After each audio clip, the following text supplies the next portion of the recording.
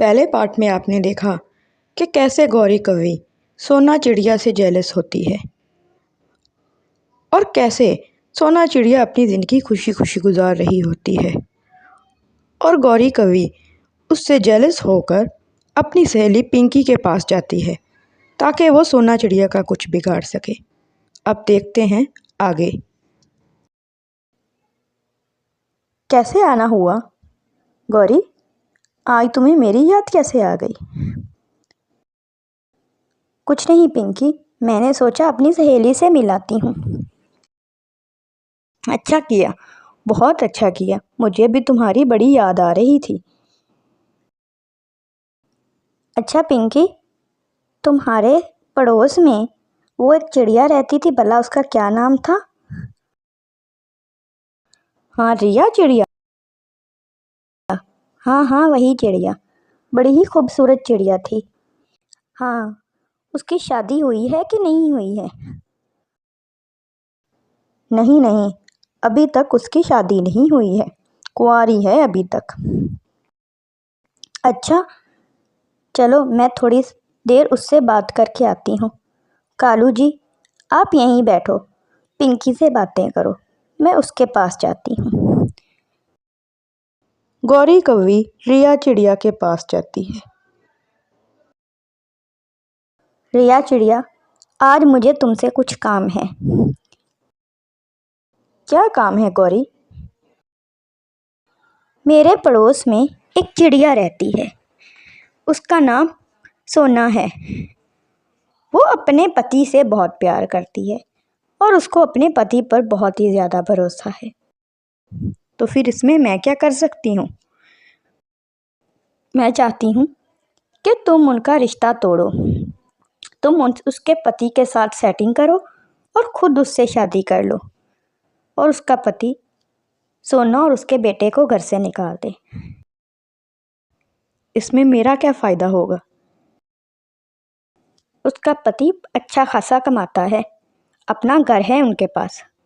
वो घर तुम्हारा हो जाएगा और सोना उस घर से निकल जाएगी।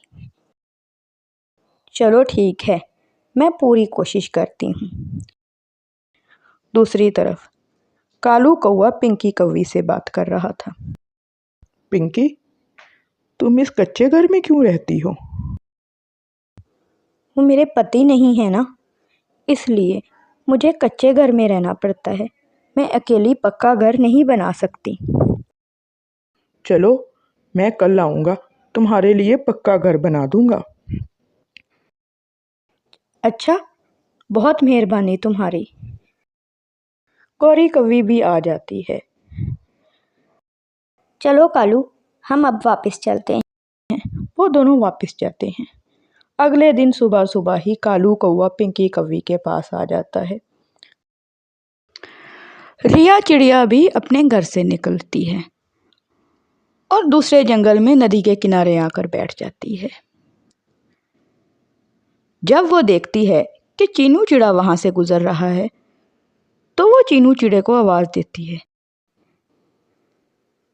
सुंदर चिड़े, एक मिनट मेरी बात तो सुनो।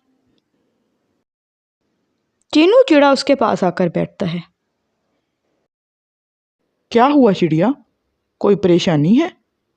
तुमने मुझे बुलाया?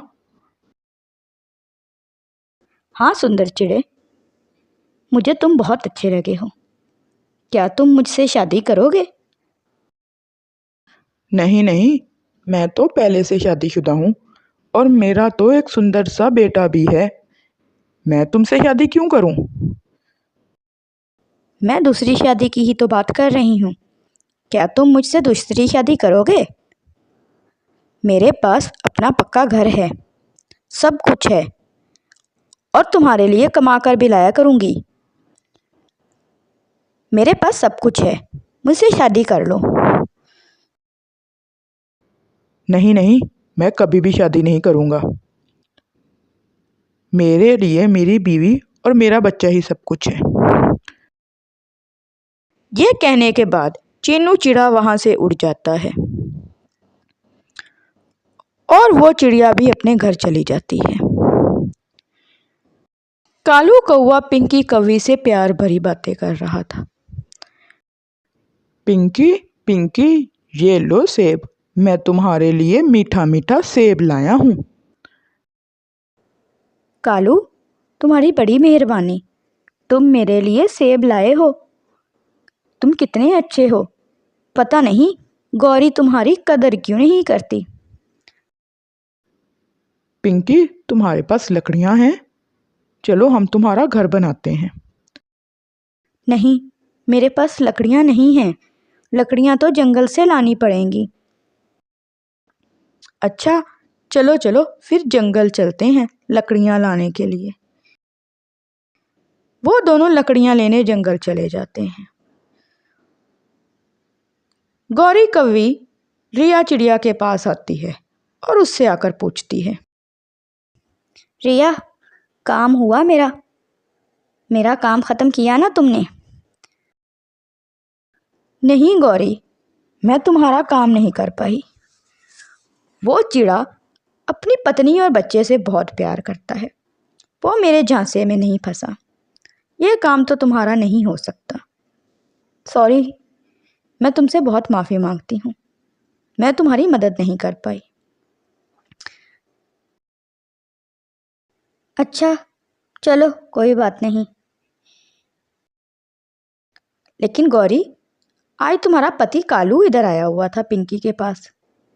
वो यहाँ क्यों आया है? कालू इधर आया हुआ था? मुझे तो उसने नहीं बताया। नहीं नहीं, मैंने खुद देखा है। पिंकी के पास आया हुआ था। चलो, घर आता है तो फिर मैं उससे पूछती हूँ। अभी फ़िलहाल मैं घर चलती हूँ। वो घर चली जाती है।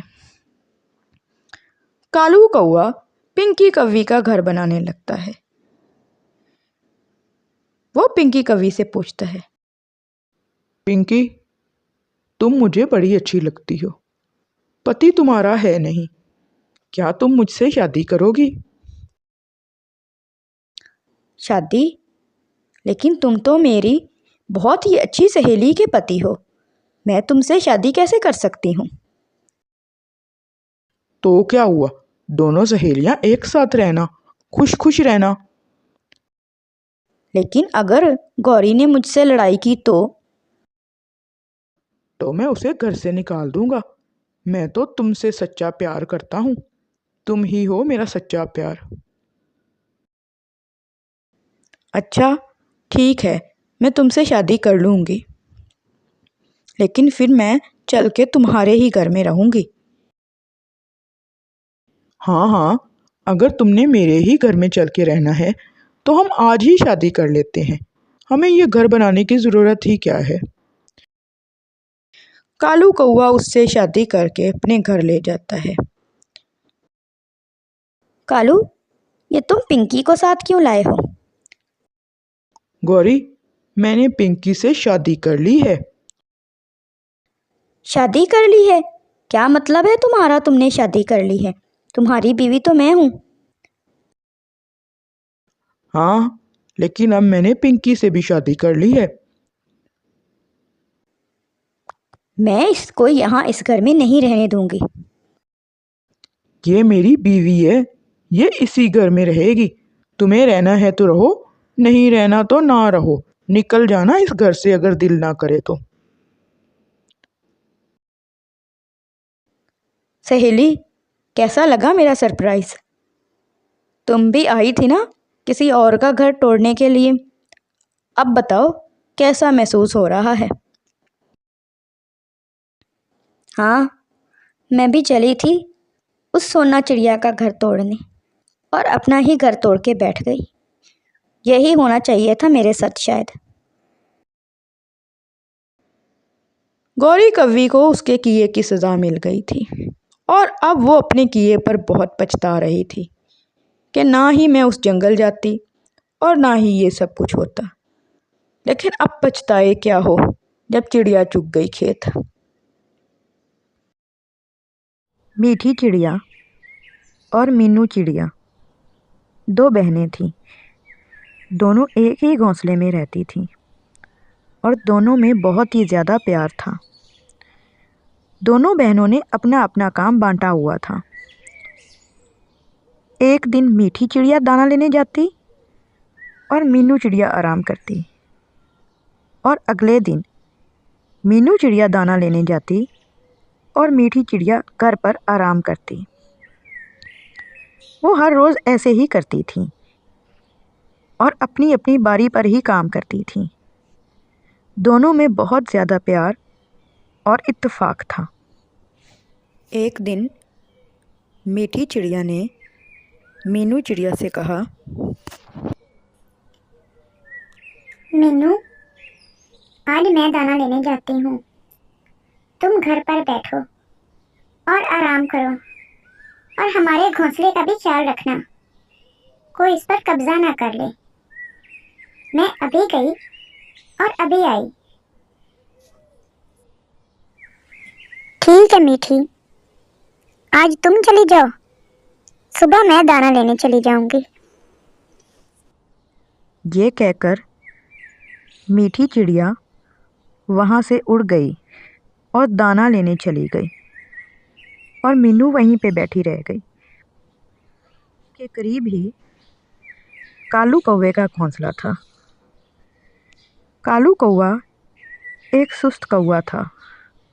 वो सारा सारा दिन सोता रहता था और दिन में एक आध बार ही दाना लेने जाता था। उसे इन दोनों बहनों को देखकर बहुत ही ज़्यादा जलन महसूस होती थी।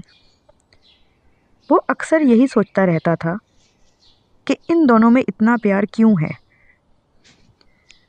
वो कभी मीठी को देखता कि वो दाना लेने जा रही है और कभी मीनू को देखता और बड़ा हैरान होता था कि इन दोनों में तो बहुत ही ज़्यादा इत्तेफाक है। पता नहीं इन दोनों में इतना प्यार क्यों है। मेरी तो अपनी बहन भाइयों से बिल्कुल नहीं बनती, हर वक्त काम करने को कहती रहते हैं। इसीलिए तो मैंने अलहदा से रहना शुरू कर दिया है। अब आराम से रहता हूँ। कभी दिल करता है तो दाना लेने चला जाता हूँ, नहीं तो अपने घोंसले में ही बैठा रहता हूँ। पता नहीं हर वक्त कभी यहाँ उड़ती रहती हैं, कभी वहाँ उड़ती रहती हैं।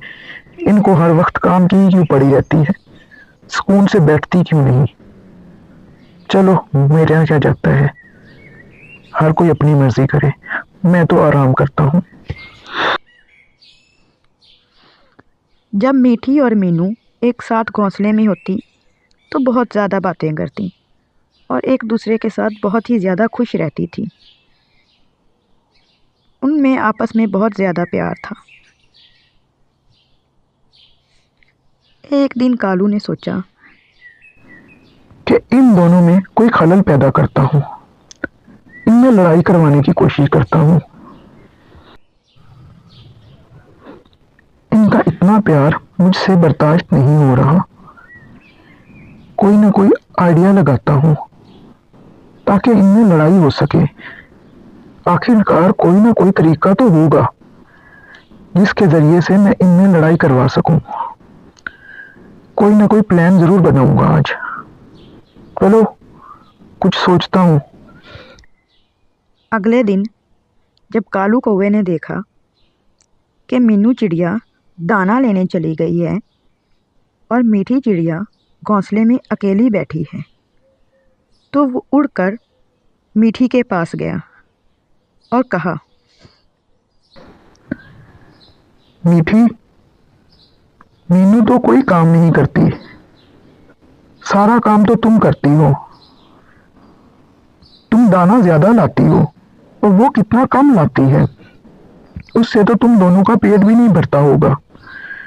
बेचारी तुम, सारा काम तुम्हें करना पड़ता है और वो सारा सारा दिन आराम करती है।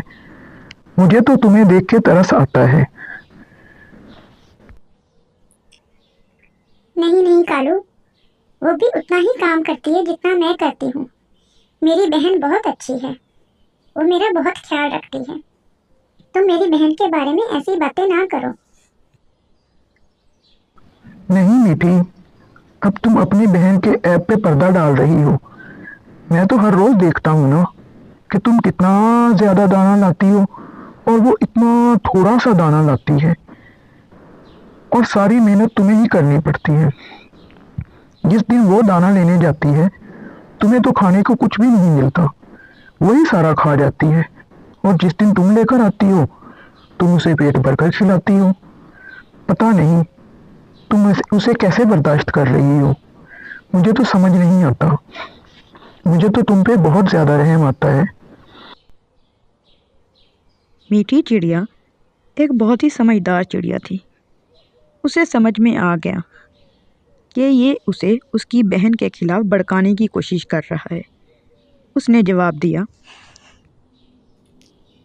खबरदार कालू, जो मुझे मेरी बहन के खिलाफ भड़काने की कोशिश की तो मुझसे बुरा कोई नहीं होगा। जाओ तुम अपने घर, मुझे तुमसे कोई बात नहीं करनी। मेरी बहन अभी आने ही वाली होगी। जाओ, चले जाओ वहां से। कालू वहाँ से चला गया और फिर से अपने घोंसले में जाकर सोचने लगा। ये मीठी तो मेरे जाल में नहीं फंसी, पता नहीं क्या खाती है। इसको मेरी बात पे जरा सा भी यकीन नहीं हुआ, इसने मेरी बात जरा से भी नहीं मानी।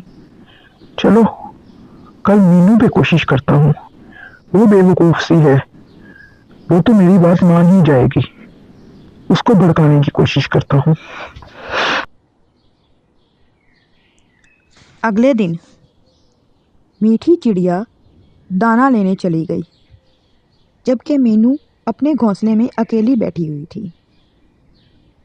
उसको अकेला देखकर कालू कौवा वहाँ जा पहुँचा। उसने जाते ही मीनू से कहा, मीनू, तुम अकेली बैठी हुई हो, अपनी बहन के साथ नहीं गई? नहीं कालू भैया, आज उनकी बारी थी, इसलिए वो दाना लेने गई हैं।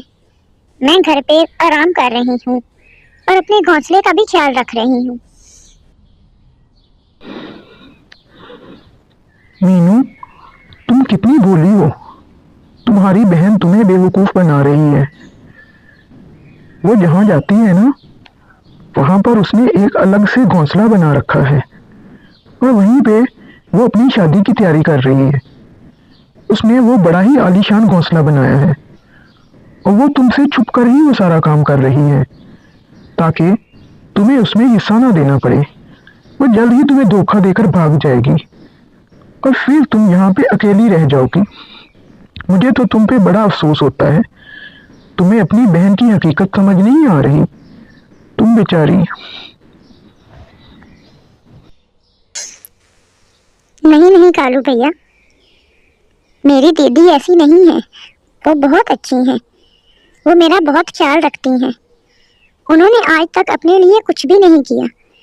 वो जो कुछ भी करती हैं मेरे लिए करती हैं। आप उनके बारे में ऐसी बातें ना करें। मेरी छोटी बहन, तुम्हें उसकी चालाकियां समझ में नहीं आ रही। वो बहुत ही ज्यादा चालाक है।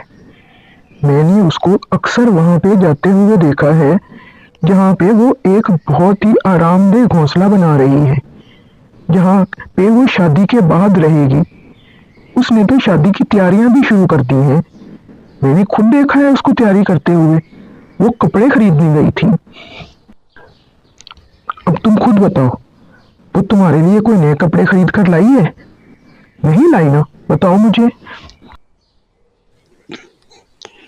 कालू भैया, आप मुझे मेरी बहन के खिलाफ भड़काने की कोशिश कर रहे हो। मैं आपकी बातों में बिल्कुल नहीं आऊंगी। आप जाओ यहाँ से। मुझे आपकी किसी भी बात पे यकीन नहीं है। प्लीज यहाँ से चले जाओ। मुझे आपकी कोई बात नहीं सुननी। कालू जाकर अपने घोंसले में बैठ जाता है और सोचता है, ये तो दोनों बहनें मेरी बातों में आ ही नहीं रही। कोई ना कोई और तरकीब सोचनी पड़ेगी। चलो आज तो आराम करता हूँ, कल कोई तरकीब सोचूंगा।